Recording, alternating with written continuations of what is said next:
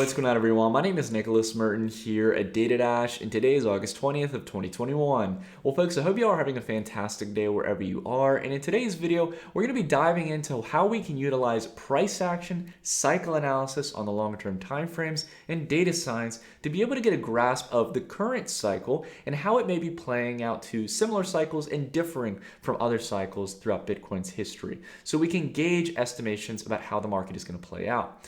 So we've got lots of things to dive into, as well as a custom data science model that I want to showcase to you guys later on, or a ratio that we utilize. So stay tuned, you won't want to miss it. All right, let's go ahead and dive into the conversation, guys. Let's talk about the basics here. We first off have the long-term time frame analysis, each candle representing a month going all the way back to 2010 for Bitcoin's price.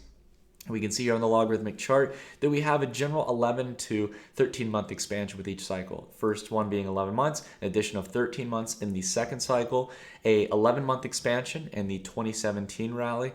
And here we're estimating that if we're going to meet somewhere between 11 to 13 months, meeting in the middle, a 12-month interval increase on the previous 35-month rally at 47 months, with a target price here of around 200K. Next big even level, a 10x increase here from the previous all-time highs, which is a even lower multiple than where we came from here, around the 1,200, really want to rough it off around $1,000 range to $20,000. So there's a 20x increase. Now we're looking for a 10x increase, half the percentage multiple that we got last time, roughly speaking.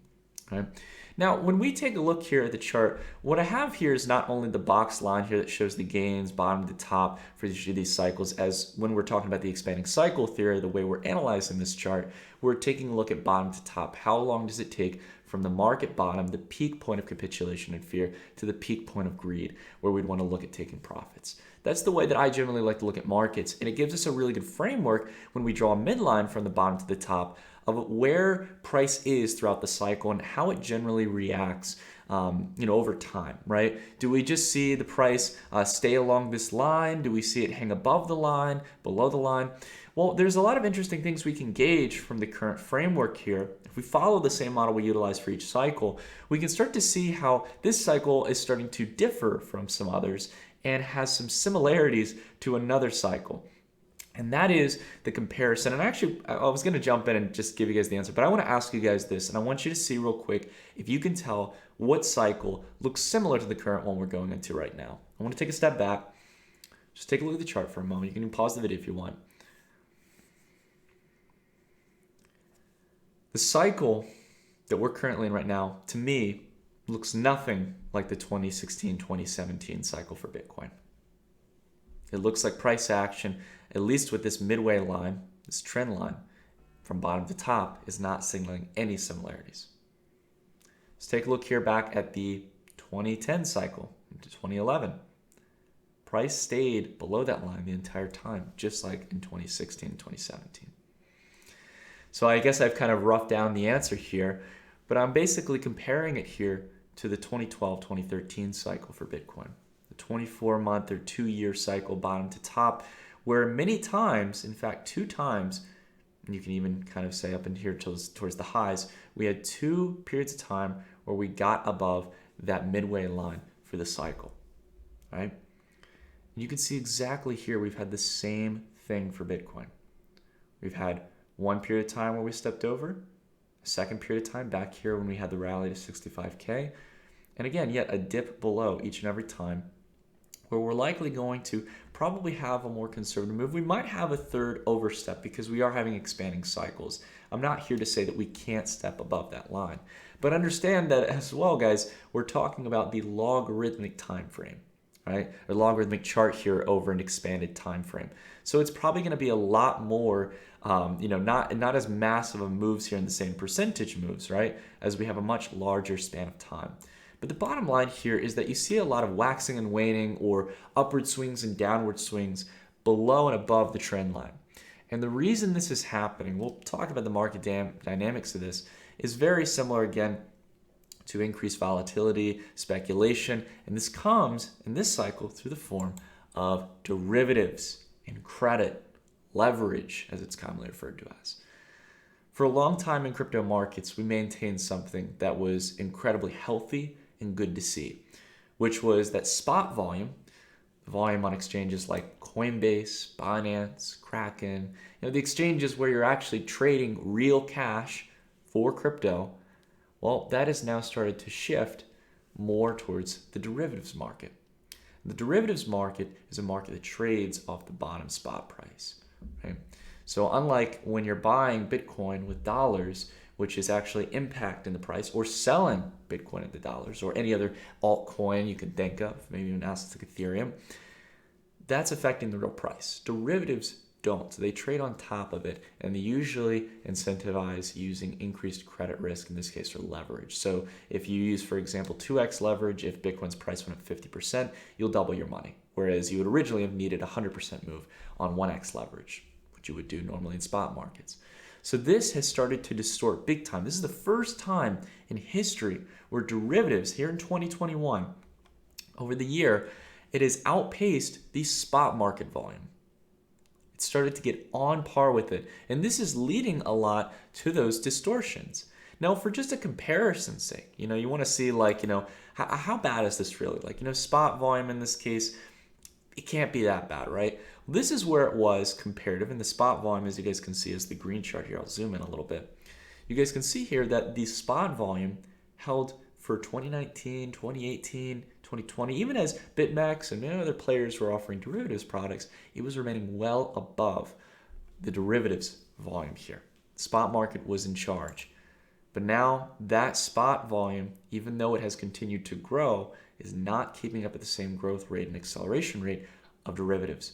And that's mainly due to the increased popularity of platforms like FTX, of Binance, of people looking to take more speculation, and not to mention countless number of people promoting derivatives platforms, which you will not find here on the channel. Plain and simple. I don't support it, guys, and I'm not telling you guys to join in on derivatives markets. What I'm saying is that this is starting to disorient markets. And that's not the only thing. To be fair as well, and I did this a little while back during the dip, probably the best time to do it, but no one generally does do it during this time. I took out a crypto loan in this case back during the sell-off in May and increased my position allocation to crypto. I borrowed stable coins, bought more crypto, right? And this fundamental element here that exists is not only a powerful tool if you know how to use it, but it can be a dangerous tool. And most people utilize it in a dangerous fashion, taking out loans on their collateral at really high valuations where they have a chance of liquidation. And that's again what leads to these dramatic rallies in price and declines in price. This is how you can start to affect the spot price. I know a lot of people will be asking, well, Nick, if everyone's just trading on derivatives, isn't this going to really have a negligible effect on the actual spot market? Well, there's two things we have to consider. In the sense of derivatives, it starts to strip liquidity or dollars or value or Bitcoin off the spot markets, making the order book thinner so you can have more increased rallies and also increased sell-offs off of less and less crypto. And second off, we also have the dynamic of taking out crypto loans, just like I talked about earlier. Again, I'm not advising you guys to do this. What I'm talking about is that this tool exists nowadays. And because of that, it's starting to really distort markets in a large way, because you have all this new stablecoin liquidity, really the ultimate on-ramp into the crypto space, now coming in and propping up extra liquidity. Now, this is just a chart. This is the most recent data I could get, unfortunately, because all these companies don't openly publish this data from what I can find. I will continue to dig a little bit deeper into the process. But you can see here, this is the loan originations quarterly from Genesis, which is a big institutional company in the crypto space. But we're only looking at the recent data being Q3 2020. We have to ask ourselves, how big is the loan volume that Genesis is processing now in 2021, an entire year later, right? When you're talking about billions of dollars of liquidity starting to circulate on a quarterly basis through crypto loans, it is going to start changing the dynamics of price increases, and also when there's a decent enough sell-off, price liquidations, or in this case, liquidations of people who are borrowing crypto and their collateral is not enough to back up the actual loan that they took out, right? So again, this is a big dynamic we have to understand, and it's a big reason, probably the most solidified reason why we're having exaggerated rallies, short squeezes, right? But at the same time, we're having massive sell-offs comparative to usual. Comparative to the kind of more healthier 20, 30, 40% corrections we had throughout 2017, the much more consistent uptrend line that we had then and in 2010 to 2011. Right. Now, there's a lot of things we can look at. And I don't want to make the case here that we had derivatives or leverage back in 2013. We really didn't, right? But my major point here is that we can see, if we're doing general cycle analysis, we can see in all the data science models that there are striking similarities here to what happened in 2013. The midway peak here in the cycle going from $12 to $250 with the correction down to 74 and the rally to 1200. Look at the oscillator here on the logarithmic chart. 0.7 down to 0.3. We came up here 0.73 down towards 0.28. Striking similarities and very similar values here. And we've seen this, guys. I don't want to spend too much time to go over this at the end of the day for the video. We can see the similar support range here on the our HODL ratio here as well. Very similar to the 2013 cycle, and still have yet again not visited the exuberant range where we see cycle peaks. We would expect that we would see that before cycle top in the MV/RV Z-score. Right? Very similar support range around 1 point here on the Z-score, setting up for another parabolic run-up. Right? Again, still never stepping into that overbought zone. Now, what I want to spend some time to talk about here today, for those of you who are still here on the video, I want to share a little bit of a tidbit. This is something that we've worked on as I'm trying to go through and build a lot of different value propositions for our newsletter group, the Dash Report, where I not only write a monthly news report, we do a mid-month meetup over a monthly webinar, and we also have my portfolio tool where you guys can see my percentage allocations. I want to spend some time to talk about a new data science model that we put together. It's an aggregate of some of my favorite data science models on the market, and it's what I call the Bitcoin Flow Index. Now, if you guys want to see this on a month-to-month basis and stuff, again, this is something that's going to be available throughout the Dash Report. But it aggregates a lot of my favorite data science models into a clean, systematic ratio index where we can start to get an idea of when the market is overbought or oversold. Now, I'll give you guys just kind of a read on how to actually utilize the index here.